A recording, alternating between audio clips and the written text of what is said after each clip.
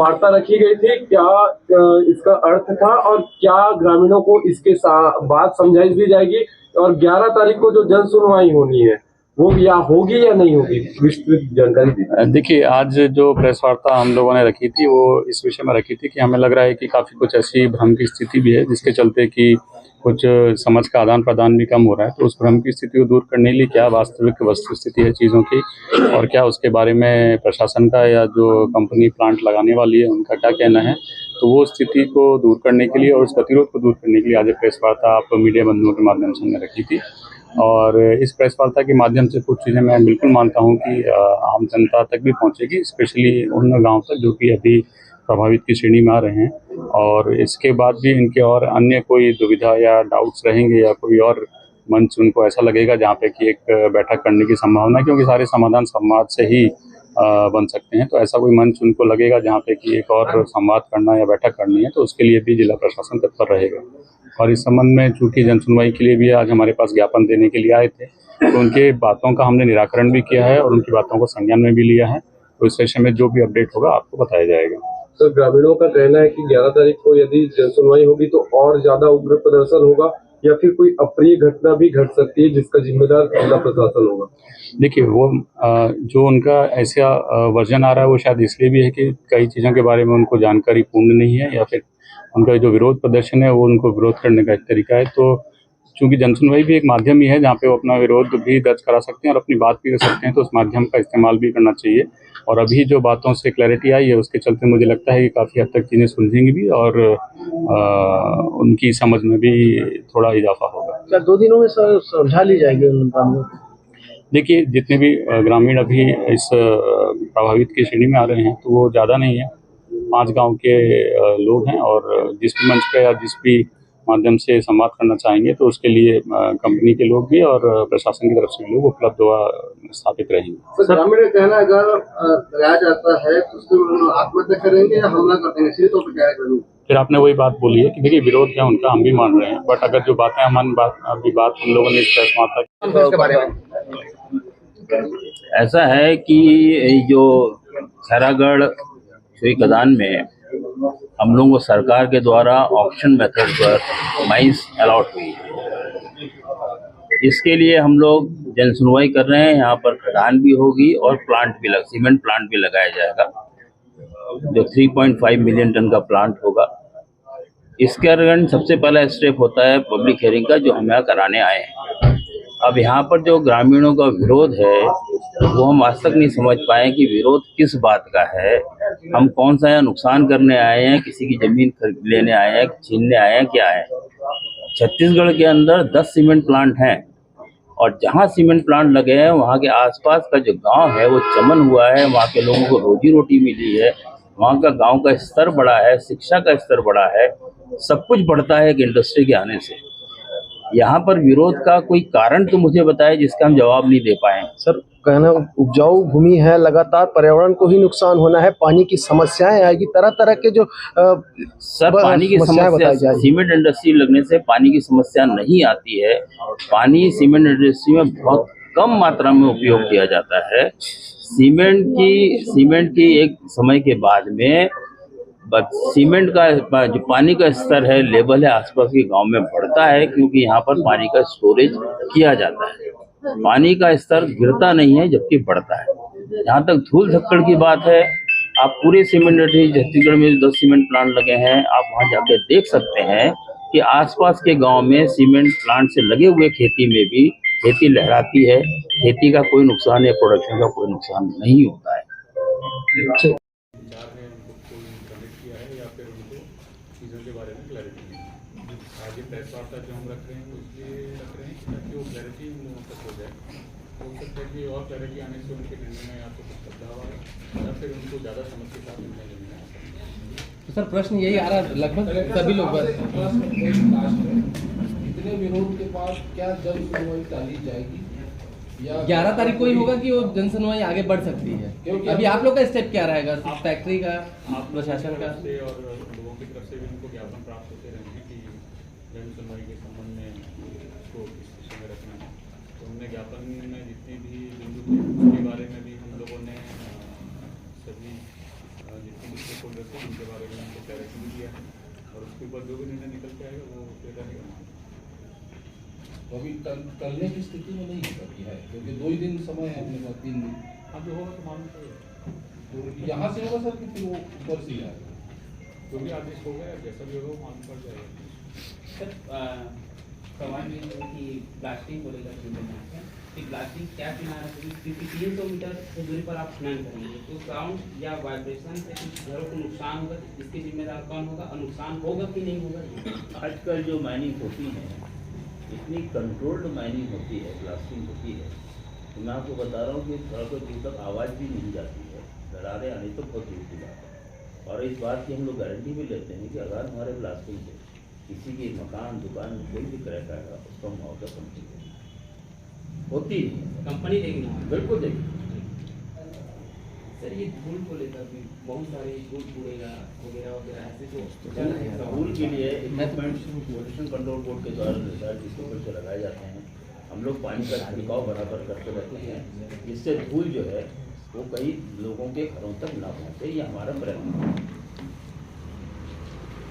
ठीक है, लगभग तो क्लियर है, तो दी है जन मेरा सुनवाई कलेक्टर चलेगी साहब कि नहीं से चलेगी। सवाल था सर, जो विरोध की स्थिति अभी बनी है, जिला प्रशासन ग्रामीणों को समझाने के लिए क्या प्रयास करेगी? अगर जन सुनवाई नहीं टली या टली तो देखिए इस विषय में मेरा कहना ये है कि हमने हर फोरम पे जब भी बात की है तो उनसे बात भी किया है और उनको बोला भी है कि आप जो भी जगह जो भी स्थान है वहाँ पर हम लोग आपके डाउट्स और आपके जितने भी प्रश्न का निराकरण करने के लिए आ जाएंगे। तो आज जैसे इसी कड़ी में हमारे पास कुछ ग्रामीण आए भी थे और काफ़ी हद तक उनसे अच्छी सार्थक वार्ता भी हुई थी और भी अन्य ऐसा कोई फोरम रहेगा जहाँ पे कि बात करने की आवश्यकता रहती है तो निश्चित ही रूप से हम लोग उसके लिए भी अवेलेबल हैं।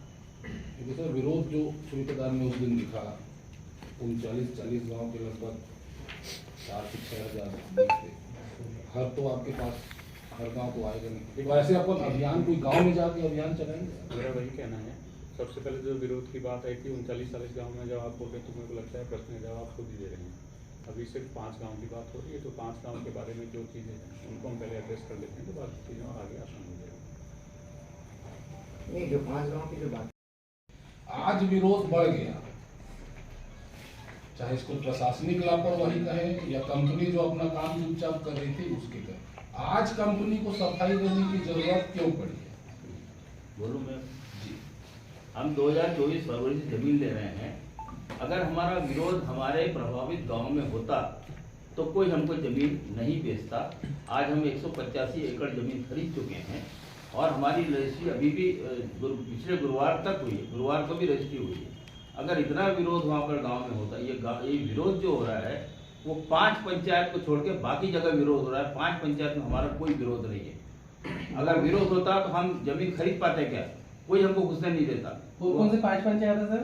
एक तो है सब पटरिया, बिजारपुर, बुंदेली, संडी और भद्रापुर। ग्रामीण कहना है सर कि जो जमीन जो बाहर के लोग हैं वो बेच रहे हैं, स्थानीय जमीन नहीं बेच रहे हैं। दूसरी बात कि पहले की सरकार में जमीन का 4 गुना रेट दिया जाता था, अभी एक गुना दिया जा रहा है। 4 गुना का रेट का प्रावधान जब है जब सरकार हमको जमीन अधिकृत करके देगी। हम जब आपसी सहमति से आपसी बातचीत करके जमीन ले रहे हैं, रेट आपस में तय करके रेट ले रहे हैं। हम लोग को अधिकृत नहीं करा है। जब अधिकृत होगा तो अधिकृत का कानून लगेगा उसमें, तब वो 4 गुना 3 गुना जो भी इनका फॉर्मूला वो लगेगा। अगर हम जितनी जमीन आपसी सहमति से ले पाएंगे, नहीं ले पाएंगे तो इसमें प्रावधान है कि सरकार के पास जब जाए सरकार हमको अधिकृत करके या सरफेस राइट देके 247 सरफेस राइट करके हमको देगी। ये सरकार के पास पर्टिकुलर माइनिंग एरिया का, प्लांट एरिया का नहीं, माइनिंग एरिया का सरकार को अधिकार है। और अभी तो आपने पढ़ा होगा 3-4-5 दिन पहले सेंट्रल गवर्नमेंट से एक नोटिफिकेशन आया है। नोटिफिकेशन ये आया है कि जहाँ की माइंस ऑप्शन हो रही हैं वहाँ पर जमीन खरीदने में विलम्ब होता है, जिससे माइनिंग शुरू करने में बहुत डिले होता है, माइनिंग प्लांट शुरू होता है। तो उन्होंने कलेक्टर को अधिकार दिया है कि आपको अधिकार देते हैं कि आप ज़्यादा से ज़्यादा जिसकी ऑप्शन हो गई है आप जल्दी से जल्दी इनको सरफेस राइट में जमीन देकर दे दें, जिससे काम शुरू कर पाए। क्योंकि ऐसे बहुत सारे प्लांट हैं जो जमीन खरीदी नहीं होने के कारण 5-5, 6-6 साल तक बढ़। आप बता रहे थे एक महत्वपूर्ण चीजें जो अभी तक के विरोध में सामने आई हैं है ना हमारे नीचे को स्थगित, ये शासन के द्वारा निर्धारित है। 1 महीना पहले इसका प्रपोजल गवर्नमेंट देती है, गवर्नमेंट पेपर पब्लिकेशन कराती है। उन्होंने 11 तारीख दिसंबर की डेट कलेक्टर साहब के द्वारा निर्धारित की है पोल्यूशन कंट्रोल बोर्ड में। और ये जो पब्लिक हियरिंग की कार्रवाई है, ये पर्यावरण विभाग की कार्रवाई है, हमारी कार्रवाई नहीं है। हम तो उसमें क्योंकि पार्ट है, पार्टी है। उसमें एक शिकायत आई थी जो जिन्होंने विरोध किया कि कंपनी ने जो कागज थमाया है घर में वो अंग्रेजी में, जर्नली किसी को समझ में नहीं आ रहा है। वो काम तो आपने किया है सर? वो हमने किया है, तो उसका कोई ऑप्शन अभी अपन ढूंढे ही? मैं बता रहा हूँ ना, वो बेबुनियाद गलत खबर है एकदम कि हमने अंग्रेजी में किया है। शासन का जो नियम है, पर्यावरण विभाग का जो नियम है, उसमें हिंदी में भी समरी दी हुई है पूरी, हिंदी में अंग्रेजी में दोनों में समरी दी हुई है। हिंदी में पूरी समरी है, तो आपने किसी को दिखा कराया सकते हैं, हिंदी में समरी है पूरी, उसमें पूरा प्रोजेक्ट के बारे में डिटेल हिंदी में लिखा हुआ है। ग्रामीणों का कहना है कि हमें गुमराह करके हमारी जमीन को लिए गया है। नहीं, गुमराह किस बात का किया? हम तो बता रहे हैं सीमेंट, सीरी सीमेंट के नाम पर रजिस्ट्री हुई है, गुमराह क्या है? नहीं सर, आप बोले ना ऐसे हिंदी में, गुमराह क्योंकि एक मुद्दा ये भी बना है। विधायक आज यहीं पे बैठ के विधायक ने प्रेस कॉन्फ्रेंस की, उन्होंने कहा कि मतलब पूरी चीजों को छुपाया गया, अंग्रेजी में चीजें रखी गई और जनता तक बात नहीं आ तथ्यों पाई। को छिपाने का आरोप लग रहा है कंपनी के ऊपर। तथ्यों का हमें बिल्कुल नहीं छुपाया, तथ्यों को हिंदी में दिया गया है, पेपर में पब्लिकेशन हुआ है, सब कुछ हुआ है इसमें। नेशनल पेपर्स में हुआ है, जो व्हाइट पेपर हिंदी के पेपर है उसमें भी पब्लिकेशन हुआ है, सारा कुछ। इसमें बिहार, झारखंड, छत्तीसगढ़, मध्य प्रदेश, ये पूरे एरिया का मैं काम देखता हूँ।